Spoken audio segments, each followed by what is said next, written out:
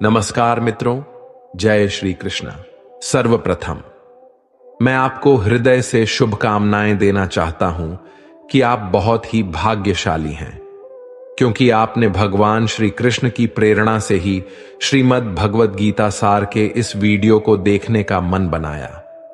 मुझे पूरा विश्वास है कि इस वीडियो को पूरा अंत तक देखने और शांत मन से इसकी बातों को सुनने और समझने के बाद आपके विचारों और जीवन में बहुत ही सकारात्मक बदलाव आने वाले हैं। अगर आप इस बहुमूल्य ज्ञान का लाभ अधिक से अधिक लेना चाहते हैं तो इस गीता सार को पूरा अंत तक सुने। हर रोज सुबह और रात को सोने से पहले जरूर सुने और दूसरों को भी सुनाएं, क्योंकि जिस तरह खुशियां बांटने से मिलती है, उसी प्रकार इस ज्ञान को आप जितने ज्यादा लोगों के साथ शेयर करेंगे, उतना ही भगवान श्री कृष्ण की कृपा और गीता ज्ञान की ज्योति आपके जीवन में भी प्रकाश फैलाएगी। श्रीमद् भगवद गीता को दुनिया में सबसे ज्यादा पढ़ा गया है और सबसे कम समझा गया है, क्योंकि श्रीमद् भगवद गीता का ज्ञान सिर्फ उसी व्यक्ति को समझ में आएगा जो अपने जीवन में आगे बढ़ना चाहता है, जिसे कोई अपनी तकलीफों को पार करके आगे निकलना चाहता हो, या कोई जीवन में सफलता को प्राप्त करना चाहता हो, या फिर अपनी जिंदगी जीने के तरीके को बेहतर बनाना चाहता हो। वास्तविकता में गीता मनुष्य के जीवन को हर तरह से बेहतर बनाती है। इसीलिए जो इंसान जीवन में कुछ करना चाहता है, उसे ही गीता का ज्ञान समझ में आएगा। लेकिन जो सिर्फ मनोरंजन या सिर्फ जानकारी बढ़ाना चाहता है, तो वह गीता के असली अर्थ को कभी समझ नहीं पाएगा। वास्तविकता में गीता का असली काम यही है कि आपकी हर समस्या का हल आपको देना, आपके हर प्रश्न का उत्तर आपको देना और आपको जिंदगी में आगे बढ़ने के लिए सही रास्ता दिखाना। आज हम उसी भगवद गीता की शिक्षाओं के बारे में चर्चा करेंगे। किसी बेकसूर इंसान के साथ धोखा करना, उसका बेवजह जानबूझकर दिल दुखाना इस दुनिया का सबसे बड़ा पाप होता है। श्री व्यास देव जी महाराज, जिन्होंने महाभारत की रचना की, 18 पुराणों की रचना की, उनसे किसी ने पूछा कि आपने इतने सारे शास्त्र लिखे, इतनी किताबें लिखी, इतना कोई कैसे पढ़ सकता है? आप इन सारी किताबों का सार बता दो, एक ही शीर्ष में बता दो कि इन सब ग्रंथों में लिखा क्या है। तो व्यास जी बोले, परोपकार पुण्याय पापाय परपीडनम अष्टादश पुराणीषु व्यास सवचनम द्वय। व्यास जी कहने लगे कि मैंने सारे शास्त्रों में कोई 2 बातें खास रूप से लिखी हैं, कि मेरे लिखे गए सारे शास्त्रों का सार सिर्फ 2 बातों में समाया है। 1, किसी की दिल को खुश करना सबसे बड़ा परोपकार है, सबसे बड़ा धर्म है, और किसी के दिल को दुखाना, किसी के मन को चोट पहुंचाना सबसे बड़ा पाप है। मनुष्य को दुष्कर्म का त्याग करके हमेशा सत्कर्म करते रहना चाहिए। जब मनुष्य किसी भी कर्म को सिर्फ और सिर्फ अपने स्वार्थ के लिए ही करता है, तब वह अपने स्वार्थों की पूर्ति करते करते कब दुष्कर्मों में लग जाता है, कब बुरे कर्मों में लग जाता है, उसे पता ही नहीं चलता। लेकिन जब कर्म को करते हुए मन में निस्वार्थ भाव आता है, लालच का भाव नहीं आता, तो वह इंसान बुरे कर्मों से बचा रहता है। क्योंकि लालच ऐसी चीज है जो अच्छाई और बुराई की समझ खत्म कर देती है, सही गलत का फर्क मिटा देती है। इसलिए जो इंसान अपनी लालच, अपना स्वार्थ नहीं छोड़ सकता, वह कभी किसी का भला नहीं कर सकता। ऐसा इंसान न समाज की सेवा कर सकता है, न लोगों की सेवा कर सकता है, न अपने देश की सेवा कर सकता है, क्योंकि उस इंसान का लक्ष्य सिर्फ और सिर्फ अपना फायदा निकालना होता है, सिर्फ अपना पेट भरना होता है। एक लालच से भरा हुआ प्राणी जुर्म करने में भी देर नहीं करता, कोई अपराध करने में भी देर नहीं करता। इसलिए जीवन में अपने स्वार्थ से थोड़ा ऊपर उठकर जीना चाहिए, क्योंकि कर्म का चक्कर ऐसा है, जिसने जो किया है उसका फल उसे जरूर मिलता है। जिसने जो बीज बोया है उसका फल उसे जरूर मिलेगा। अगर किसी ने कांटे बोए हैं तो उसे कांटे ही मिलेंगे। अगर किसी में फूल मोए हैं तो जिंदगी भी उसका फूलों की तरह स्वागत करेगी। ये कल युग अर्थ और काम का युग है। इसका मतलब आज के युग में लोग आपसे सिर्फ तभी रिश्ता रखेंगे, आपसे सिर्फ तभी प्रेम से बात करेंगे, या तो उनका आपसे कोई काम बनता हो या आपसे किसी को पैसे मिलते हो। आज के समय में किसी के मीठे शब्दों से उसके चरित्र को अच्छा मत समझ लेना। यह मीठे शब्द आपको फंसाने के लिए बोले जाते हैं। जैसे ही किसी का स्वार्थ आपसे पूरा हो जाता है, फिर पता चलता है कि उस इंसान की असली जुबान कैसी है। क्योंकि इंसान को छलने के लिए मीठे शब्दों से बड़ा और कोई हथियार नहीं होता। अपना काम बनाने के लिए लोग आपकी तारीफ भी करेंगे। अपना काम बनाने के लिए लोग आपको अपना भी कहेंगे, अपना बनाएंगे भी। अपना काम निकालने के लिए लोग आपसे रिश्ता भी जोड़ेंगे। लेकिन अगर आप उनके इस व्यवहार को सच समझकर इसमें फंस जाएंगे तो आगे चलकर आपके दिल को बहुत बड़ा धक्का लगेगा। कहते हैं ना, वक्त आने पर गधे को भी बाप बनाना पड़ता है। वास्तविकता में यह वही युग चल रहा है जहां लोग अपना स्वार्थ पूरा करने के लिए किसी भी हद तक गिर सकते हैं। किसी शहर में एक गुरुजी का नाम बहुत प्रसिद्ध था। सब लोग उनको बहुत मानते थे। तो वहां का एक व्यापारी उन गुरुजी के पास गया और गुरुजी से कहने लगा कि मुझे अपना शिष्य बना लो, मुझे दीक्षा दे दो। तो गुरुजी ने उस व्यापारी को दीक्षा देकर अपना शिष्य बना लिया। दूसरे दिन उस व्यापारी ने अपने गुरुजी की तस्वीर अपनी दुकान पर लगा दी। जब लोग वहां से गुजरने लगे तो वह लोगों से कहने लगा कि आप उससे सामान खरीदो। सबसे अच्छा और सबसे सस्ता सामान मैं ही बेचता हूं। मैं अपने गुरुजी की कसम खाकर कहता हूं कि मैं आपसे कोई लाभ नहीं कमा रहा। धीरे धीरे बात गुरुजी के कानों तक पहुंची कि कोई एक व्यक्ति है जो आपका नाम लेकर आपकी कस्में खाकर लोगों को सामान बेचता है, लोगों को बेवकूफ बनाता है, और लोग उसके पास इसलिए चले जाते हैं क्योंकि वह आपका शिष्य है। और यहां तक कि वह आपकी कस्में भी खाता है और लोग उस पर भरोसा कर लेते हैं कि अपने गुरु की कसम खाता है तो कैसे यह धोखा कर सकता है।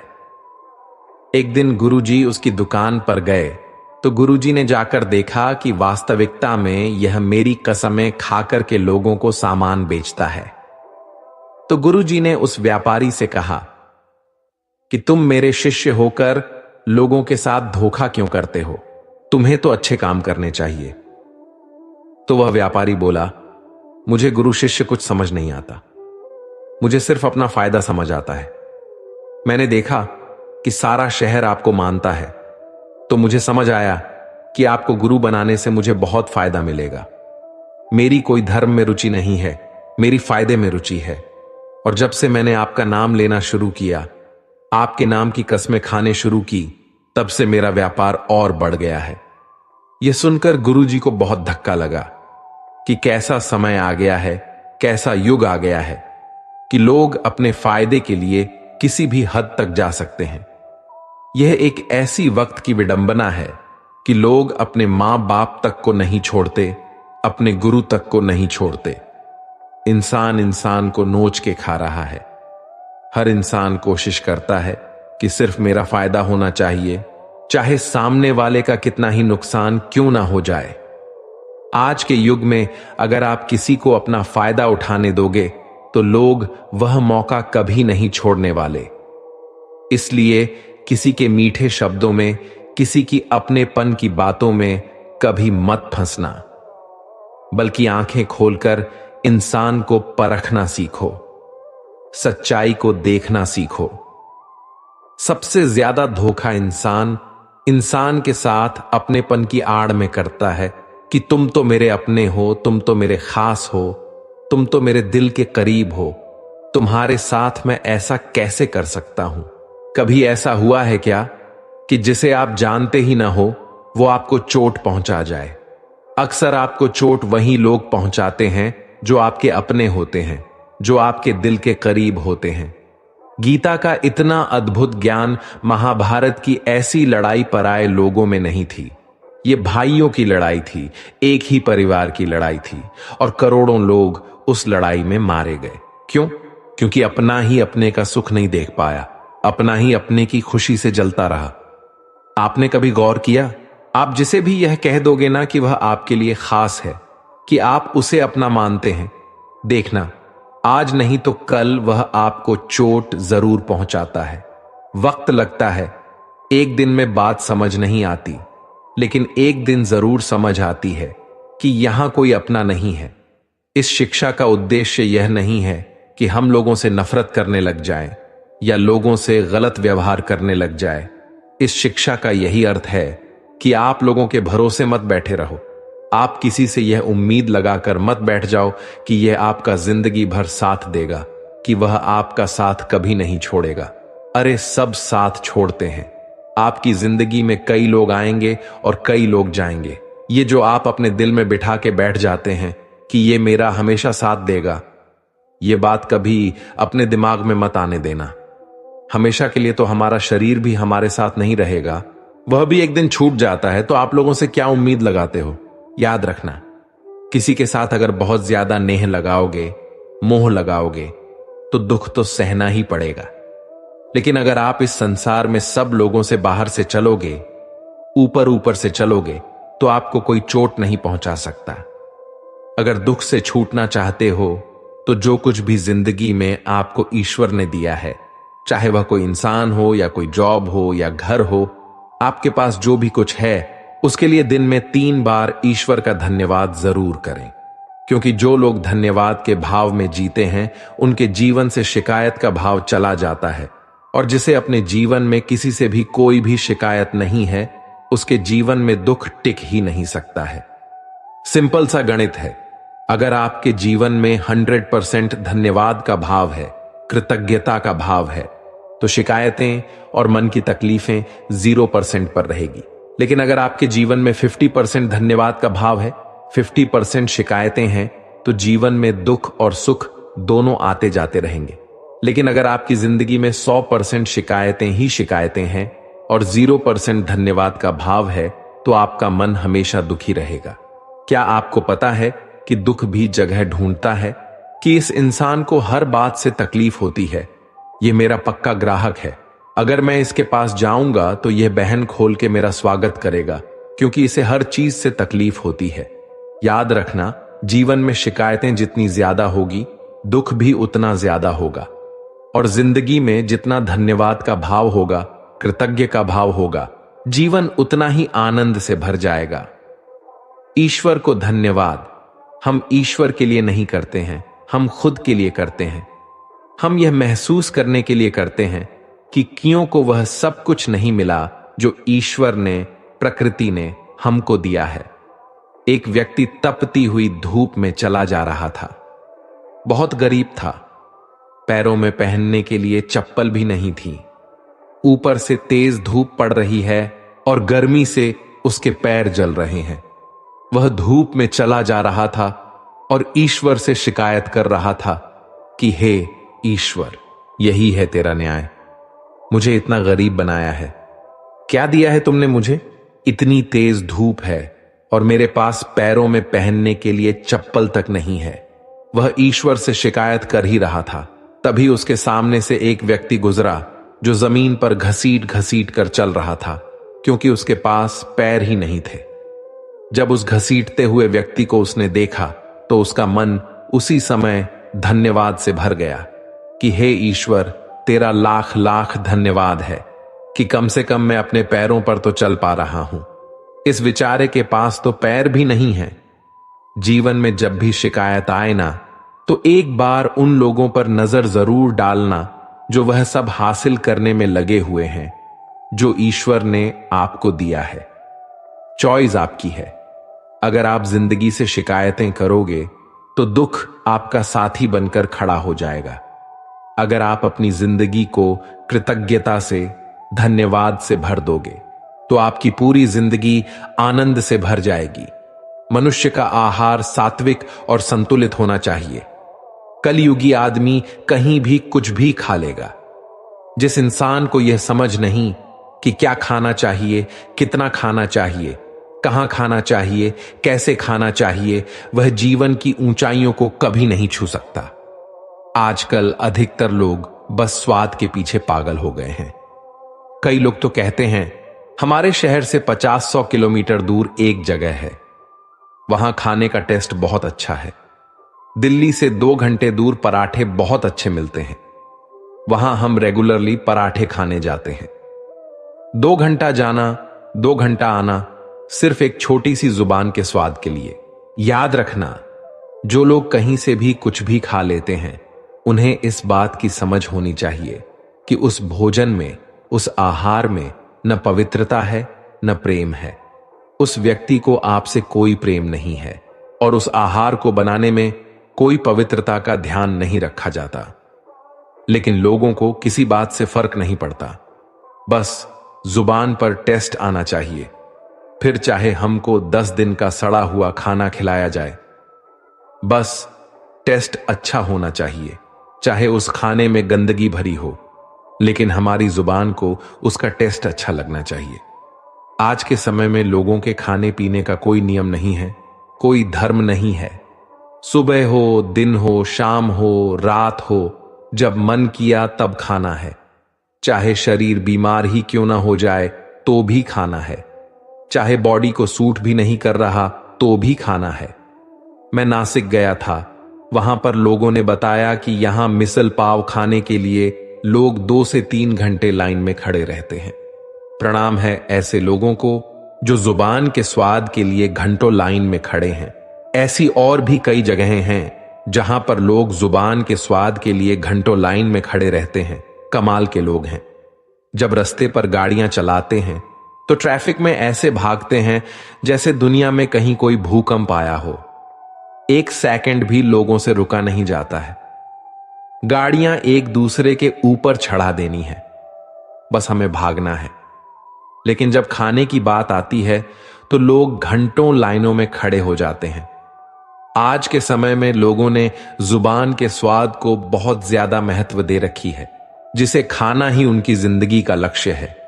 लेकिन श्रीमद् भगवत गीता सिखाती है कि इंसान जैसा आहार खाता है वैसा ही उसका मन होता है, वैसे ही काम करता है, वह वैसे ही एक्सपीरियंस को फील करता है।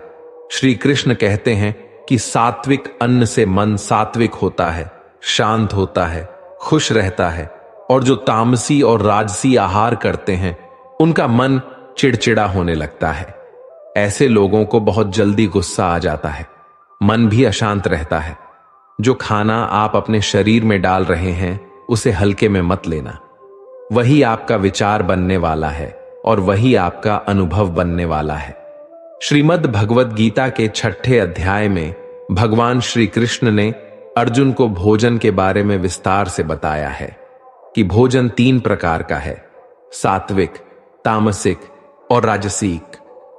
सात्विक आहार आपके शरीर की उम्र को बढ़ाता है, आपके मन को सुख देता है, आपके माइंड में आपको सेटिस्फेक्शन देता है, जीवन को खुशी देता है, और ऐसा आहार रसमय होता है। राजसी आहार दुख, शोक और रोग उत्पन्न करने वाला होता है। इसीलिए बहुत ज्यादा गर्म, तीखा और जलन पैदा करने वाला खाना रजोगुणी आहार कहा जाता है। और जो खाना घंटों पहले बनाया गया हो, जीवों की हत्या करके बनाया गया हो, बहुत अपवित्रता से बनाया गया हो, बहुत ज्यादा गर्म, बहुत ज्यादा तीखा और खट्टा हो, या जिसमें नशीले पदार्थ डाले जाते हों, ऐसा खाना तमोगुणी आहार कहा गया है। और इनमें से जैसा आप खाना खाएंगे वैसे ही आपकी बुद्धि होगी, वैसे ही आपका जीवन बनने वाला है। इसीलिए श्रीमद् भगवत गीता यह सिखाती है कि अगर आप जीवन में खुश रहना चाहते हो तो हमेशा सात्विक और संतुलित आहार ही करना चाहिए। खुद को ऐसा कभी मत बनाओ कि लोग आपका इस्तेमाल करके चले जाएं। खुद को ऐसा कभी मत बनाओ कि लोग आपको चोट पहुंचाकर चले जाएं। अपने आप को कभी भी बेचारा बनाकर नहीं जीना चाहिए। इससे लोग आपको अच्छा नहीं मानेंगे, बल्कि आपका फायदा उठाएंगे। आपको कैसा बनना है यह आप पर निर्भर करता है। अगर लोग आकर के आपको आसानी से चोट पहुंचा जाते हैं, आपका इस्तेमाल करके चले जाते हैं, तो आपको गौर करना चाहिए कि ऐसा क्या कारण है कि लोग आपको आसानी से चोट पहुंचा देते हैं। क्योंकि कई लोग दुनिया में ऐसे होते हैं जिसे बात करने में भी लोगों को डर लगता है। जिस इंसान का मन मजबूत है उसे कोई चोट नहीं पहुंचा सकता, लेकिन जो इंसान मन से ही कमजोर है उसे चोट पहुंचाना बहुत आसान हो जाता है। इसलिए यह बहुत जरूरी है कि आपका मन मजबूत होना चाहिए, आपके विचार मजबूत होने चाहिए। कमजोर मन और कमजोर विचारों के साथ जोगे तो जगह जगह आपको चोट ही लगती रहेगी। इसलिए अपने आप को ऐसा कभी मत बनाओ कि आपको कोई भी चोट पहुंचाकर चला जाए। जब तक आप औरों से सम्मान की उम्मीद करते रहोगे तब तक आपका अपमान होता ही रहेगा। जब तक आपको यह इच्छा है कि कोई आपकी कदर करे तब तक आपकी कोई कद्र नहीं करेगा। सम्मान चाहने वाले का अपमान निश्चित ही होता है। आप कभी गौर करना, जिस इंसान को सम्मान की सबसे ज्यादा लालच होती है वह इंसान जगह जगह पर खुद को अपमानित महसूस करता है। वह कहते हैं ना कि शादियों में फूफा जी मुंह बना लेते हैं, हर चीज पर खुद को अपमानित महसूस करते हैं। क्यों? क्योंकि उनके मन में सम्मान पाने की कामना है और वह सम्मान पाने की कामना ही उन्हें जगह जगह पर अपमानित महसूस कराती है।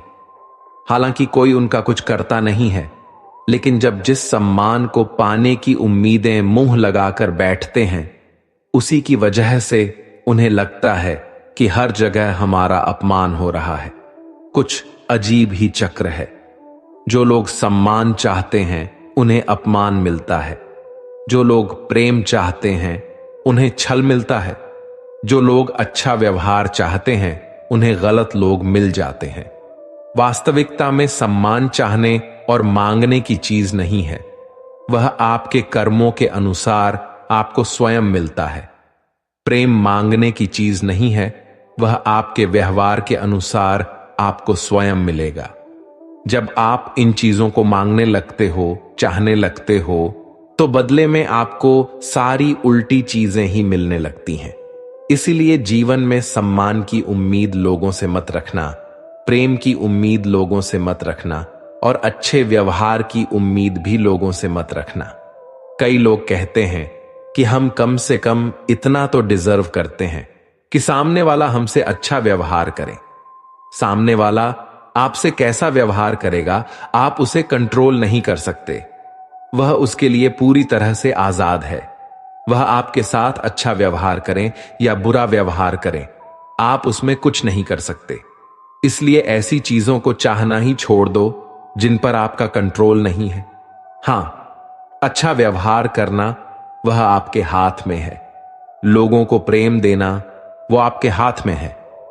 लोगों के साथ सम्मान से चलना वह आपके हाथ में है, लेकिन बदले में यह चीजें खुद के लिए चाहना वह आपके हाथ में कभी नहीं हो सकता।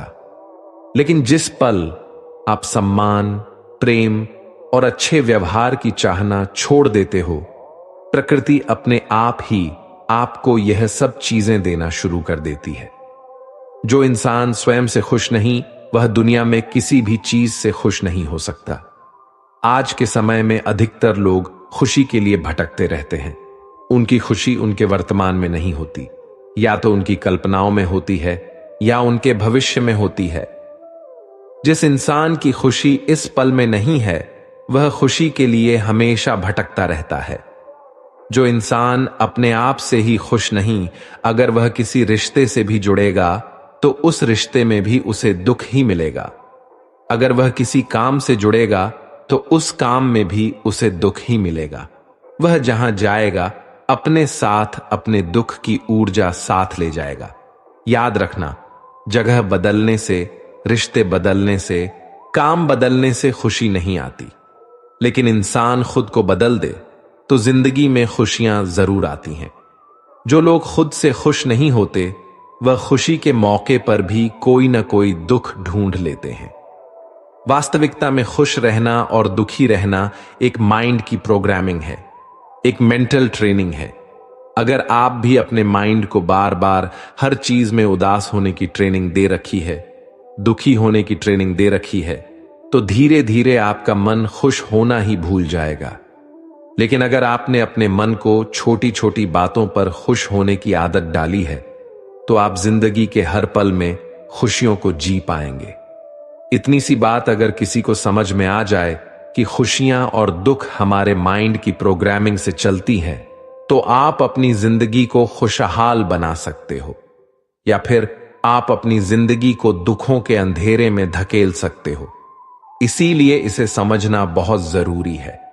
जीवन में अगर खुश रहना है तो छोटी छोटी चीजों में भी खुशियों को देखने की नजर होनी चाहिए, नहीं तो बड़ी से बड़ी खुशी में भी आपका मन दुख ही ढूंढ लेगा।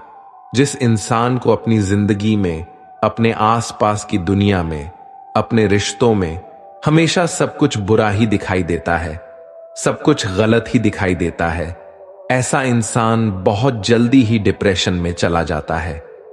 जो इंसान अपनी जिंदगी में एक भी खुशी नहीं ढूंढ पाया, खुश रहने का एक भी कारण नहीं ढूंढ पाया, उसके हैप्पी हार्मोन्स धीरे धीरे कम होने लगते हैं और अकेलापन, उदासी, डिप्रेशन उसके जीवन में बढ़ने लगते हैं। माना कि बाहर की परिस्थितियों को आप कंट्रोल नहीं कर सकते, लेकिन उन परिस्थितियों में आपको खुश रहना है या आपको दुखी होना है, ये पूरा चुनाव सिर्फ आपका है। कई लोग कहते हैं कि ऐसी परिस्थितियों में कोई कैसे खुश रह सकता है, तो फिर दुखी रहो। और अगर दुखी रहना नहीं पसंद तो फिर अपनी परिस्थितियों को बदलने की कोशिश करो, और कोई ऑप्शन नहीं है आपके पास। या तो जो परिस्थिति चल रही है उसमें खुश रहो, अगर वह परिस्थिति पसंद नहीं आ रही है तो उस परिस्थिति को बदल दो। लेकिन अगर आप दोनों नहीं कर पा रहे तो आप हमेशा पिसते रहोगे, क्योंकि ना तो आप परिस्थिति बदल पा रहे हो, ना ही आप अपने विचार बदल पा रहे हो। खुश रहना है तो दोनों में से एक चीज तो बदलनी ही होगी। या तो परिस्थिति बदलो या फिर अपने मन के विचार बदलो, और अगर दोनों नहीं बदल सकते तो फिर दुखी रहने के लिए तैयार रहो। यह कहानी महाभारत और भागवत गीता की है। एक बार एक कौवे की गरुड़ से दोस्ती हो गई। दोनों काफी समय एक दूसरे के साथ गुजारते थे। उनमें मित्रता इतनी गहरी हो गई थी कि आपस में कभी कोई बात नहीं छिपाते थे। एक दिन दोनों एक नदी के किनारे पेड़ पर बैठे बात कर रहे थे कि तभी एक यमदूत उधर से गुजरा। वह कौवे को देखकर मुस्कुराया। गरुड़ और कौवे ने उस यमदूत को अनदेखा किया और अपनी बातों में लग गए। लेकिन अगले दिन फिर वही हुआ। दोनों बातें कर रहे थे, तभी वही यमदूत फिर उधर से गुजरा। वह फिर कौवे को देखकर मुस्कुराया। इस बार कौवे को कुछ शंका हुई। उसने गरुड़ से कहा कि यमदूत मुझे देखकर कल भी मुस्कुराया था और आज भी वैसे ही मुस्कुराया, कुछ गड़बड़ है। हो सकता है मेरी मृत्यु आने वाली है। गरुड़ ने उसे समझाया कि ऐसा कुछ नहीं है, यह एक संयोग भी हो सकता है, तुम चिंता मत करो। 2-3 दिन और ऐसे ही निकले। रोज यमदूत कौवे को देखकर मुस्कुराता। अब तो कौवे को यकीन हो गया कि निश्चित ही मेरी मौत नजदीक है। उसने गरुड़ से कहा, मित्र, मैं मरना नहीं चाहता, लेकिन ये यमदूत जरूर 1-2 दिन में मेरे प्राण निकाल कर ले जाएगा। ये रोज ही मुझे देखकर मुस्कुराता है। गरुड़ को भी लगा कि हो सकता है कौवे का शक सही हो। उसने कौवे को धैर्य बंधाया। गरुड़ ने कौवे से कहा, तुम चिंता मत करो मित्र, मैं तुम्हें यहां से इतनी दूर ले जाऊंगा कि यह यमदूत तुम्हें दिखाई ही न दे। गरुड़ ने कौवे को अपनी पीठ पर बैठाया और उस जंगल से हजारों किलोमीटर दूर कैलाश पर्वत पर ले गया। दोनों को अब यह डर नहीं रहा कि यहां कोई उन्हें परेशान कर सकता है। लेकिन वे जैसे ही कैलाश पर्वत पर पहुंचकर एक गुफा तक पहुंचे, वहां यमदूत पहले से ही मौजूद था। उसने कौवे को देखते ही उस पर पाश फेंककर उसके प्राण निकाल लिए। गरुड़ देखता रह गया। उसने यमदूत से पूछा, तुमने इसे मारा क्यों? यमदूत ने कहा कि इसकी मौत इसी समय लिखी थी, इसलिए इसके प्राण निकाल लिए। गरुड़ ने फिर पूछा, तो फिर तुम इसे देखकर उस जंगल में मुस्कुराते क्यों थे? इसे मारना ही था तो वहीं मार देते। यमदूत ने जवाब दिया, इसकी मौत कैलाश पर्वत पर ही लिखी थी, लेकिन 4-5 दिन पहले इसे उस जंगल में देखकर मुझे आश्चर्य हो रहा था कि ये इतने कम समय में वहां पहुंचेगा कैसे, क्योंकि इसके पंख भी छोटे हैं और यह लंबी उड़ान भी नहीं भर सकता, तो हजारों योजन दूर कैलाश तक यह पहुंचेगा कैसे? यही सोचकर मैं रोज मुस्कुराकर गुजर जाया करता था।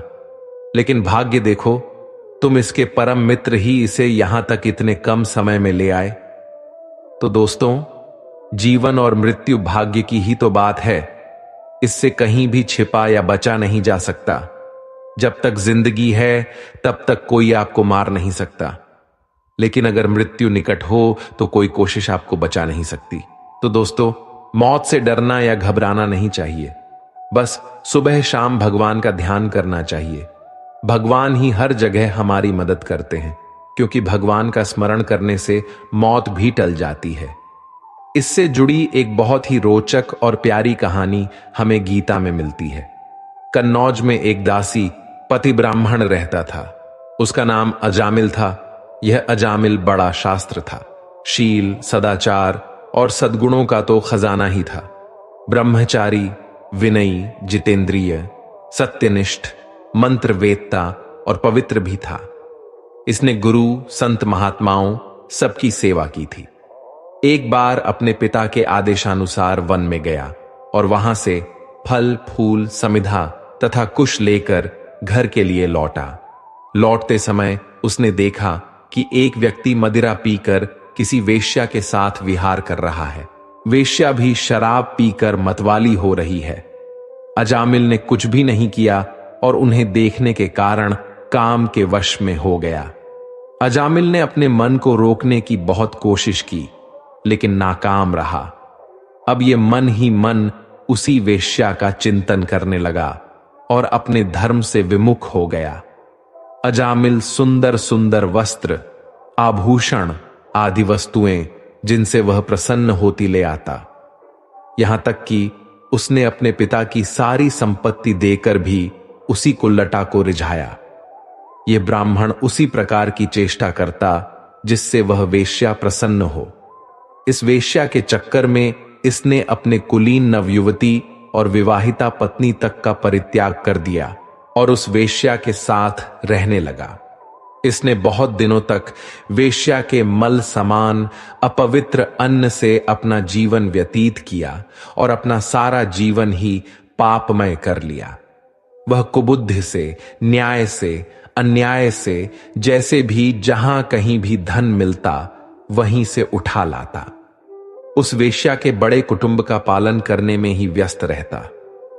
चोरी से, जुए से और धोखाधड़ी से अपने परिवार का पेट भरता था।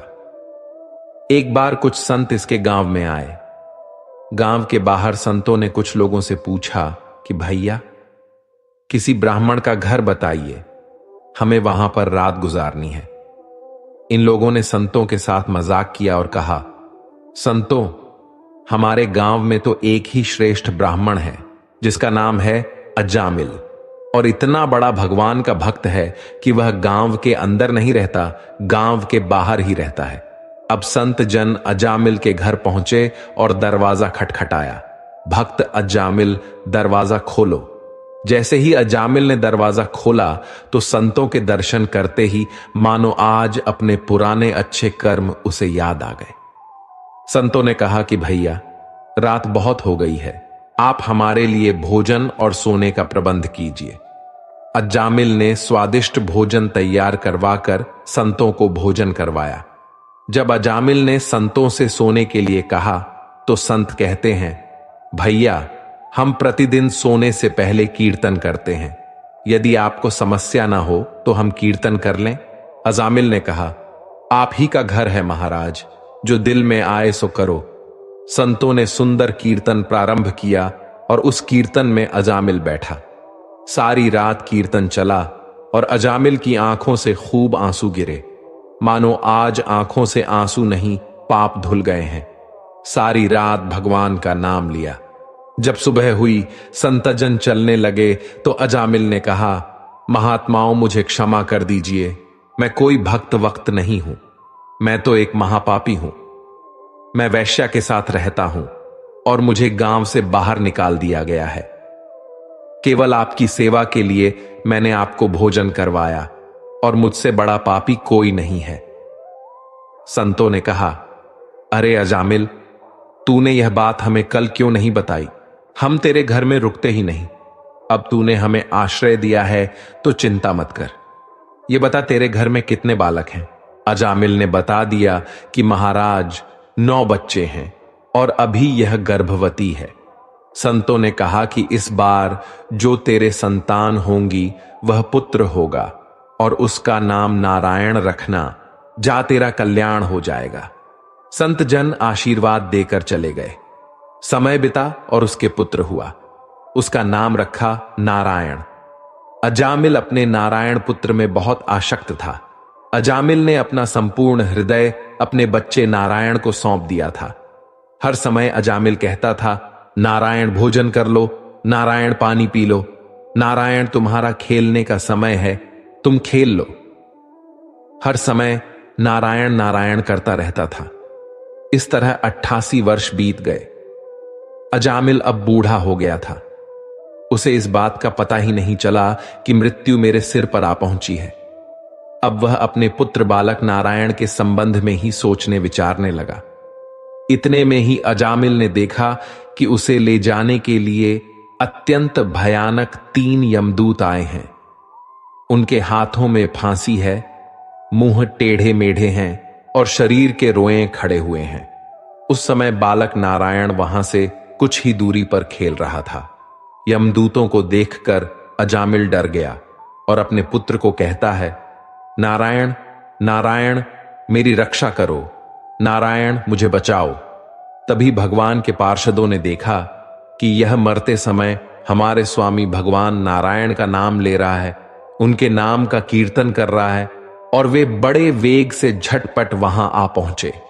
उस समय यमराज के दूत दासीपति अजामिल के शरीर में से उसके सूक्ष्म शरीर को खींच रहे थे।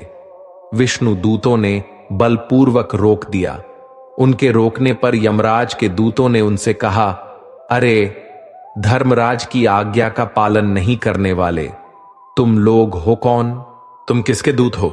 कहां से आए हो? और इसे ले जाने से हमें क्यों रोक रहे हो? जब यमदूतों ने इस प्रकार कहा, तब भगवान नारायण के आज्ञाकारी पार्षदों ने हंसकर कहा, यमदूतों, यदि तुम लोग सचमुच धर्मराज के आज्ञाकारी हो तो हमें धर्म का लक्षण और धर्म का तत्व सुनाओ। दंड का पात्र कौन है? वेदों ने जिन कर्मों का विधान यमदूतों ने कहा किया है वे धर्म हैं, और जिनका निषेध किया है वे अधर्म हैं। वेद स्वयं भगवान के स्वरूप हैं। वे उनके स्वाभाविक श्वास प्रश्वास एवं स्वयं प्रकाश ज्ञान है, ऐसा हमने सुना है। पाप कर्म करने वाले सभी मनुष्य अपने अपने कर्मों के अनुसार दंडनीय होते हैं यमदूतों। तब भगवान के पार्षदों ने कहा, आश्चर्य और खेद की बात है कि धर्मज्ञों की सभा में अधर्म प्रवेश कर रहे हैं, क्योंकि वहां निरपराध और दंडनीय व्यक्तियों को व्यर्थ ही दंड दिया जाता है। यमदूतों, इसने कोटि कोटि जन्मों की पाप पूरा पूरा प्रायश्चित कर लिया है, क्योंकि इसने विवश होकर ही सही भगवान के परम कल्याणमय मोक्षप्रद नाम का उच्चारण तो किया है। जिस समय इसने नारायण इन 4 अक्षरों का उच्चारण किया, उसी समय केवल उतने से ही इस पापी के समस्त पापों का प्रायश्चित हो गया। चोर, शराबी, मित्रद्रोही, ब्रह्माघाती, गुरु पत्नी गामी ऐसे लोगों का संसार की स्त्री, राजा, पिता और गाय को मारने वाला, चाहे जैसा और चाहे जितना बड़ा पापी हो, सभी के लिए यही इतना ही सबसे बड़ा प्रायश्चित है कि भगवान के नामों का उच्चारण किया जाए, क्योंकि भगवान नाम के उच्चारण से मनुष्य की बुद्धि भगवान के गुण, लीला और स्वरूप में रम जाती है और स्वयं भगवान की उसके प्रति आत्मीय बुद्धि हो जाती है। सारे तुम लोग अजामिल को मत ले जाओ, इसने पापों का प्रायश्चित कर लिया है क्योंकि इसने मरते समय भगवान के नाम का उच्चारण किया है। इस प्रकार भगवान के पार्षदों ने भागवत धर्म का पूरा पूरा निर्णय सुना दिया और अजामिल को यमदूतों के पाश से छुड़ाकर मृत्यु के मुख से बचा लिया। भगवान की महिमा सुनने से अजामिल के हृदय में शीघ्र ही भक्ति का उदय हो गया। अब उसे अपने पापों को याद करके बड़ा पश्चाताप होने लगा। अजामिल मन ही मन सोचने लगा, अरे मैं कैसा इंद्रियों का दास हूं। मैंने एक वेश्या के गर्भ से पुत्र उत्पन्न करके अपना ब्राह्मणत्व नष्ट कर दिया। यह बड़े दुख की बात है। धिक्कार है मुझे। मैं संतों के द्वारा निंदित हूं, पापात्मा हूं। मैंने अपने कुल में कलंक का टीका लगा दिया। मेरे मां बाप और तपस्वी थे, मैंने उनका भी परित्याग कर दिया। और मैं कितना कृतघ्न हूं। मैं अब अवश्य ही अत्यंत भयावह नरक में गिरूंगा, जिसमें गिरकर धर्मघाती पापात्मा कामी पुरुष अनेकों प्रकार की यम यातना भोगते हैं। कहां तो मैं महाकपटी, पापी, निर्लज्ज और ब्रह्मतेज को नष्ट करने वाला, तथा कहां भगवान का वह परम मंगलमय नारायण नाम। सचमुच मैं तो कृतार्थ हो गया। अब मैं अपने मन, इंद्रिय और प्राणों को वश में करके ऐसा प्रयत्न करूंगा कि फिर अपने को घोर अंधकार में, नरक में न डालूं। मैंने यमदूतों के डर से अपने पुत्र नारायण को पुकारा और भगवान के पार्षद प्रकट हो गए। यदि मैं वास्तव में नारायण को पुकारता तो क्या आज श्री नारायण मेरे सामने प्रकट नहीं हो जाते? अब अजामिल के चित्त में संसार के प्रति तीव्र वैराग्य हो गया। वह सबसे संबंध और मोह को छोड़कर हरिद्वार चले गए। उस देवस्थान में जाकर वे भगवान के मंदिर में आसन से बैठ गए और उन्होंने योग मार्ग का आश्रय लेकर अपनी सारी इंद्रियों को विषयों से हटाकर मन में लीन कर लिया और मन को बुद्धि में मिला दिया। इसके बाद आत्मचिंतन के द्वारा उन्होंने बुद्धि को विषयों से पृथक कर लिया तथा भगवान के धाम अनुभव स्वरूप परब्रह्म हमें जोड़ दिया। इस प्रकार जब अजामिल की बुद्धि त्रिगुणमयी प्रकृति से ऊपर उठकर भगवान के स्वरूप में स्थित हो गई, तब उन्होंने देखा कि उनके सामने वे ही चारों पार्षद जिन्हें उन्होंने पहले देखा था वो खड़े हैं। अजामिल ने उनका दर्शन पाने के बाद उन्होंने उस तीर्थ स्थान में गंगा के तट पर अपना शरीर त्याग दिया और तत्काल भगवान के पार्षदों का स्वरूप प्राप्त कर सिर झुकाकर उन्हें नमस्कार किया। अजामिल भगवान के पार्षदों के साथ स्वर्णमय विमान पर आरूढ़ होकर आकाश मार्ग से भगवान लक्ष्मीपति के निवास स्थान वैकुंठ को चले गए। शुकदेव जी महाराज कहते हैं, परीक्षित, यह इतिहास अत्यंत गोपनीय और समस्त पापों का नाश करने वाला है। जो पुरुष श्रद्धा और भक्ति के साथ इसका श्रवण कीर्तन करता है वह नरक में कहीं नहीं जाता। यमराज के दूत तो आंख उठाकर उसकी ओर देख तक नहीं सकते। उस पुरुष का जीवन चाहे पापमय ही क्यों न रहा हो, वैकुंठ लोक में उसकी पूजा होती है। परीक्षित देखो, अजामिल जैसे पापी ने मृत्यु के समय पुत्र के बहाने भगवान नाम का उच्चारण किया, उसे भी वैकुंठ की प्राप्ति हो गई। फिर जो लोग श्रद्धा के साथ भगवान के नाम का उच्चारण करते हैं, उनकी तो बात ही क्या है। जब भगवान के पार्षदों ने यमदूतों से अजामिल को छुड़ाया तो यमदूत यमराज के पास पहुंचे और कहते हैं, हे प्रभु, संसार के जीव 3 प्रकार के कर्म करते हैं, पाप, पुण्य अथवा दोनों से मिश्रित। इन जीवों को उन कर्मों का फल देने वाले शासक संसार में कितने हैं? हम तो ऐसा समझते हैं कि अकेले आप ही समस्त प्राणियों और उनके स्वामियों के भी अधीश्वर हैं। आप ही मनुष्यों के पाप और पुण्य के निर्णायक, दंडदाता और शासक हैं। यमराज ने कहा, दूतों, मेरे अतिरिक्त एक और ही जगत के स्वामी हैं। उन्हीं में यह संपूर्ण जगत सूत में वस्त्र के समान ओतप्रोत है। उन्हीं के चराचर अंश ब्रह्मा, विष्णु और शंकर इस जगत की उत्पत्ति, स्थिति तथा प्रलय करते हैं। उन्हीं ने इस सारे जगत को नथे हुए बैल के समान अपने अधीन कर रखा है। मेरे प्यारे दूतों, जैसे किसान अपने बैलों को पहले छोटी छोटी रस्सियों में बांधकर फिर उन रस्सियों को एक बड़ी आड़ी रस्सी में बांध देते हैं, वैसे ही जगदीश्वर भगवान ने भी ब्रह्मांड आदि वर्ण और ब्रह्मचर्य आदि आश्रम रूप छोटी छोटी नाम की रस्सियों में बांधकर फिर सब नामों को वेदवाणी रूप बड़ी रस्सी में बांध रखा है। इस प्रकार सारे जीव नाम एवं कर्म रूप बंधन में बंधे हुए भयभीत होकर उन्हें ही अपना सर्वस्व भेंट कर रहे हैं। सभी भगवान के अधीन हैं। इनमें इंद्र, निवृत्ति, वरुण, चंद्रमा, अग्नि, शंकर, वायु, सूर्य, ब्रह्मा, 12 आदित्य, विश्व देवता, 8 वसु, साध्य, 49 मरुत, सिद्ध, 11 रुद्र, रजोगुण एवं तमोगुण से रहित भृगु आदि प्रजापति और बड़े बड़े देवता है। भगवान के नाम उच्चारण की महिमा तो देखो। अजामिल जैसा पापी भी एक बार नाम उच्चारण करने मात्र से मृत्युपाश से छुटकारा पा गया। भगवान लीला और नामों का भली भांति कीर्तन मनुष्यों के पापों का सर्वथा विनाश कर देता है। यह कोई उसका बहुत बड़ा फल नहीं है, क्योंकि अत्यंत पापी अजामिल ने मरने के समय चंचल चित्त से अपने पुत्र का नाम नारायण उच्चारण किया। उस नाम आभास मात्र से ही उसके सारे पाप तो क्षीण हो ही गए, मुक्ति की प्राप्ति भी हो गई। बड़े बड़े विद्वानों की बुद्धि कभी भगवान की माया से मोहित हो जाती है। वे कर्मों के मीठे मीठे फलों का वर्णन करने वाली अर्थवाद रूपिणी वेदवाणी में ही मोहित हो जाते हैं और यज्ञ या गाधी बड़े बड़े कर्मों में ही संलग्न रहते हैं तथा इस सुकुमार सुगम भगवन नाम की महिमा को नहीं जानते। यह कितने खेद की बात है। प्रिय दूतों, बुद्धिमान पुरुष ऐसा विचार कर भगवान अनंत में ही संपूर्ण अंतकरण से अपना भक्ति भाव स्थापित करते हैं, वे मेरे दंड के पात्र नहीं हैं।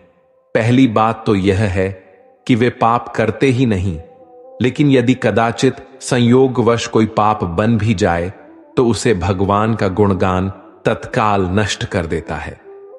जिनकी जीभ भगवान के गुणों और नामों का उच्चारण नहीं करती, जिनका चित्त उनके चरण बिंदु का चिंतन नहीं करता और जिनका सिर एक बार भी भगवान श्री कृष्ण के चरणों में नहीं झुकता, उन भगवद सेवा विमुख पापियों को ही मेरे पास लाया करो। जब यमदूतों ने अपने स्वामी धर्मराज के मुख से इस प्रकार भगवान की महिमा सुनी और उसका स्मरण किया, तब उनके आश्चर्य की सीमा न रही। तभी से वे धर्मराज की बात पर विश्वास करके अपने नाश की आशंका से भगवान के आश्रित भक्तों को देखने में भी डरते हैं। श्री कृष्ण भगवान ने गीता में कहा है, हमें कर्मों का फल तो भोगना ही पड़ेगा, चाहे कोई कितनी ही होशियारी कर ले, पर कर्मों का डंडा सबको लगेगा। गीता में भगवान श्री कृष्ण कहते हैं कि चाहे आपने कोई भी कर्म किया हो, उसका फल आपको जरूर भोगना पड़ेगा।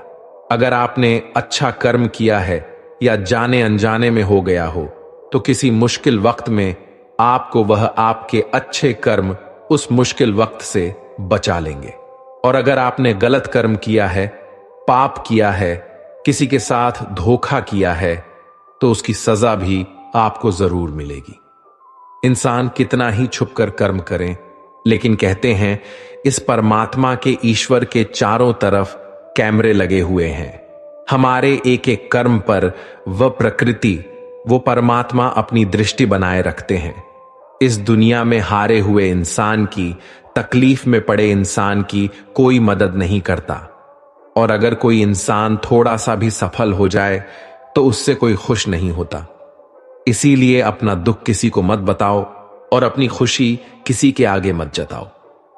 आप अगर अपने दुख दुनिया के आगे शेयर करोगे, लोगों के आगे शेयर करोगे, तो लोग आपसे दूर भागना शुरू कर देंगे, क्योंकि उन्हें पता है कि जितना इसके पास रहेंगे इसके दुखड़े सुनने पड़ेंगे और यह कभी भी हमारी मदद मांगेगा। इसलिए बेहतर है इससे दूर ही रहो। और जैसे ही आप सफल हो जाते हैं तो लोगों को वह भी अच्छा नहीं लगता। यह दुनिया भी बड़ी अजीब है। दुखी इंसान की मदद नहीं करती और जो इंसान खुश है उसे खुश नहीं रहने देती। उसकी खुशी से भी लोगों को तकलीफ होती है। आपने हजारों बार यह सुना होगा कि दुख में कोई किसी का साथी नहीं होता, तो भी लोगों को समझ नहीं आता, तो भी लोग दूसरों को जाके अपने दुख बताते हैं। दूसरों से उम्मीद लगाते हैं कि वह उनकी मदद करेंगे। कोई क्यों करेगा किसी की मदद, और क्यों खुद को इतना कमजोर बनाना कि दूसरों की मदद की जरूरत पड़ जाए, और क्यों आप अपनी खुशियों को दूसरों को बताए बिना नहीं जी सकते।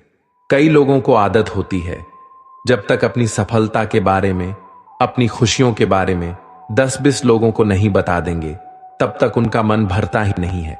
इसीलिए ही जब आप अपनी खुशियां लोगों को बार बार बताते हो, तब आपके बनते हुए काम भी रुक जाते हैं, बनते हुए काम भी बिगड़ जाते हैं। क्योंकि काम बनने से पहले ही आप अपनी योजना के बारे में सबको बता देते हो। जब तक आप सफल हुए नहीं हो, किसी को कुछ मत बताओ।